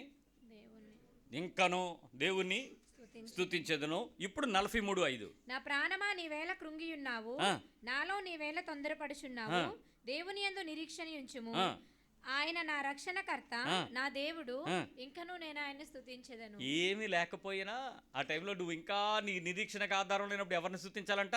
దేవుని స్తుతించదను. 62:5 కీర్తన 62:5. మీకు ఇన్నిసార్లు ఎందుకు చెప్పాలో చూద్దాం. నా ప్రాణమా దేవుని నమ్ముకొని మౌనముగా ఉండుము. ఎలాగుండు? దేవుని నమ్ముకొని మౌనముగా. ఆ పాస్టర్ గారు, ఈ పాస్టర్ గారు, అక్కడికి లెటరు, ఇక్కడికి మెయిలు, అక్కడికి ప్రార్థనా గోపురం, ఎక్కడికేదో ఇంటి కింద సమాధి గోతులు. ఈ మధ్య నేను ఒక ప్రకటన నేను విన్నానండి, సమాధిలో దిగి ప్రార్థన అని. ఒక పాస్టర్ గారు గొయ్యి తవ్వుకొని కింద దిగి అక్కడ నుంచి ప్రార్థన చేస్తున్నాడు. చిట్టీలు పైనుంచి ఇమ్మన్నాడు, కన్నం పెట్టాడు, పైనుంచి గొట్టం పెట్టి ఆ కాగితాలు దానిలో వేస్తే ఆయన కింద నుంచి ప్రార్థన చేస్తున్నాడు, గొట్టం పైకి కనపడుతుంది. ఏంటి అని అంటే సమాధిలో దిగి ప్రార్థన చేయాలని దేవుడు చెప్పాడట. దేవుడా దయ్యమా? ఇవన్నీ కడవరి కాలపు యేసు దయ్యం. యేసు పరిశుద్ధమైన యేసు ప్రభు కాదు, ఇది ఒక యేసు అనే దయ్యం. ఈ బర్యేసు దయ్యాలు కొత్తగా ఇలాగ బూడిదలు వేసుకోమని, గోతులో దిగమని, సమాధిలో దిగమని, కొత్త ట్రెండ్, ప్రజల దగ్గరికి రావాలి, ఎవడో ఒకటి మీద ఏదో ఒకటి చేయాలి, ఇలాంటివన్నీ అనమాట ట్రెండ్. యేసు ప్రభు ప్రార్థన, సమాధిలో ప్రార్థన ఏంట్రా బాబా అని అంటే, సమాధిలో దిగిరి మొర్రపెట్టి తిన్న పదం తీసుకొచ్చి నన్ను దేవుడు ఇలా చేయమన్నాడని చెప్తున్నాడు. అది ప్రత్యక్షతట. సరే చేయని, ఇంకా ప్రార్థన చేస్తున్నాడు. 62:5 దేవుని నమ్ముకొని మౌనంగా ఉండు, ఆయన వలనే నాకు నిరీక్షణ కలుగుచున్నది. ఎవరి వల్ల? ఆయన వలనే. ఆయన అంటే ఎవరు అక్కడ? 71:5 77వ కీర్తన 5వ వచనం. నా ప్రభువా యెహోవా, నా నిరీక్షణకు ఆస్పదము నీవే. నా నిరీక్షణకు ఆస్పదము నువ్వే, బాల్యము నుండి నా ఆశ్రయము నీవే. చిన్నప్పటి నుంచి నువ్వే నాకు ఆశ్రయము. 119వ కీర్తన 49 119:49. నీ సేవకునికి దయచేయబడిన మాట జ్ఞాపకం చేసుకొనుము, దాని వలన నీవు నాకు నిరీక్షణ పుట్టించి ఉన్నావు. నిరీక్షణ పుట్టిస్తూ ఉంటావు, నీ మాట వలన నాకు నిరీక్షణ పుట్టిస్తూ ఉంటావు. కాబట్టి దేవా, నీవు చేసిన మాటను నాకు జ్ఞాపకం చేసుకో. ఇతను తిరిగి ఎవరితో మాట్లాడుతున్నాడు? దేవునితో మాట్లాడుతున్నాడు. ఇప్పుడు విలాప వాక్యాలకు రండి. ఎక్కడుంటుందో తెలుసా? ఎందుకు తెలుసా అని అడిగానో తెలుసా? అసలు ఎప్పుడూ క్రైస్తవ విశ్వాసంలో చాలామందికి ఈ పుస్తకంలోంచి రెఫరెన్స్లు దొరకవు, తీయరు. ఎందుకంటే వీళ్ళ మెసేజ్లో ఎక్కడ అలాంటి విషయాలకు సంబంధించినటువంటి వర్తమానాలు ఉండవు. విలాప వాక్యాలు 3వ అధ్యాయంకి రమ్మ. మీరు ఇక్కడ 24వ వచనం నుంచి కిందకి చదువుకున్నా లేకపోతే పైన చదువుకున్నా మీకు నేర్పించేటువంటి విషయాలు చాలా ఆశ్చర్యకరమైన విషయాలు ఉంటాయి. చదువురా. యెహోవా నా భాగమని నేను అనుకొనుచున్నాను. ఎవరికి ఇతనికి భాగం ఎవరు అనుకుంటున్నాడంట?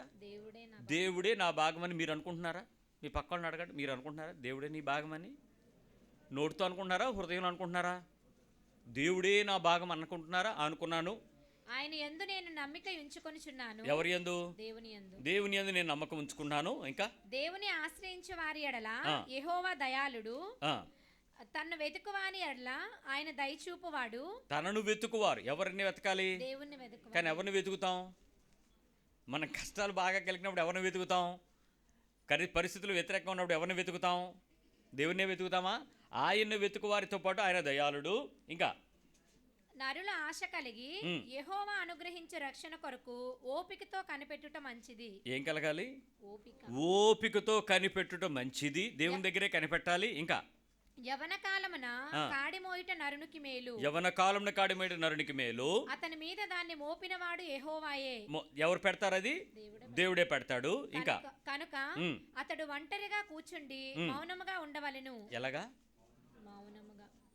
అలాంటి టైంలో ఎలా ఉండాలి? మౌనముగా. ఇప్పుడు భక్తుడు దావీదు ఎందుకు అలా ఏడ్చాడు? నా ప్రాణమా మౌనంగా ఉండకు, స్తుతించు, ఆరాధించు, నిరీక్షణించు, దేవుని వైపు చూడు, నమ్మకం పెట్టుకొని. కానీ ఆ టైంలో మనం ఎవరి మీద ఆధారపడతాం చెప్పండి? కనీసం ఫోన్ కూడా రాలేదు పాస్టర్ గారు, దర్శించడానికి. ఏంటి ఇంత కష్టాలు ఉన్నాయి, ఇన్ని రోజుల నుంచి చర్చికి వెళ్తున్నా. ఎన్ని మ్యూజిక్లో దేవుడు ఏమంటున్నాడు? ఒంటరిగా ఉండను. అసలు దేవుడి యందు నువ్వు నమ్మకం ఉన్నావో లేదో తెలిసే పద్ధతులు ఇవేనరా. ఇంకా నిరీక్షణ ఆధారము కలుగునేమో అని, నిరీక్షణకు ఏమైనా ప్రూఫ్ బేస్ కలుగునేమో అని అతడు బూడిదలో మూతి పెట్టుకొనవలెను. బూడిదలో? ఎక్కడ? ఎక్కడ? బూడిదలో. నేతిగిన్లోనా? బూడిదలో మూతి పెట్టుకోవాలంట. ఇంకా మీరు అలా కిందకి చదివే కొద్దీ అతడు నిందతో నింపబడవలెను. ప్రభు సర్వకాలము విడనాడడు. ఆయన బాధ పెట్టినను తన కృపాతిశయమును బట్టి జాలిపడును. హృదయం పూర్వకంగా ఆయన నరులకు విచారమునైనను బాధనైనను కలుగచేయడు. కాబట్టి నేను దేవుని యందు నమ్మకమే ఉంచుతాను, మనుషులనే నమ్మను. హృదయపూర్వకంగా మనుషులు ఏం చేస్తారు చెప్పండి? మనకి కష్టాన్ని, దుఃఖాన్ని, బాధను ఏమన్నా అయిందనుకో, మంచి పని అయింది, అన్ను వదిలేండి అంటారు. దేవుడు ఏమంటాడు? అస్సలు అన్ను వదలని అంటాడంట. ఎంత ఆధారం లేని పరిస్థితులు వచ్చినప్పుడు నువ్వు దేవుని మీద ఆధారపడుతున్నావా? ఉండగలవా? Just imagine. అంటే నీకు స్పష్టమైన నడిపింపు దేవుడు నీకు అక్కడ ఇస్తాడర్రా. ఎక్కడ?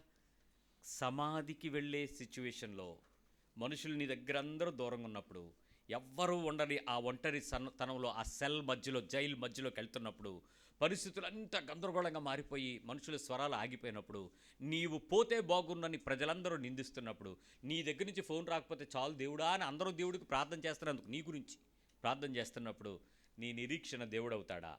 నిందకు కారణం దేవుడవుతాడా? దేవుని ఆధారపడగలవా? దేవుడే ఆధారం అని చెప్పగలవా? అంటే ఒక విషయాన్ని దేవుడు ప్రశ్నిస్తే ఎక్కడి వరకు తీసుకెళ్తాడో తెలుసా? దేవునితో మాట్లాడడం, దేవుడు నాతో మాట్లాడుతున్నాడు అని చెప్పే చాలా అనుభవాలు కలిగిన వ్యక్తులను నేను చూసినప్పుడు వాళ్ళకెవరికి దేవునితో అంత అనుభవం లేదు అని నాకు తెలుసు. కానీ వాళ్ళు చెప్పే మాటల్లో మంచి మాటలు ఉంటాయి. కానీ దేవుడు మాట్లాడితే నిన్ను ఇలాంటి సిచ్యువేషన్కి తీసుకెళ్ళి మాట్లాడడం ప్రారంభిస్తాడు. ఎంతమంది రెడీగా ఉంటారు?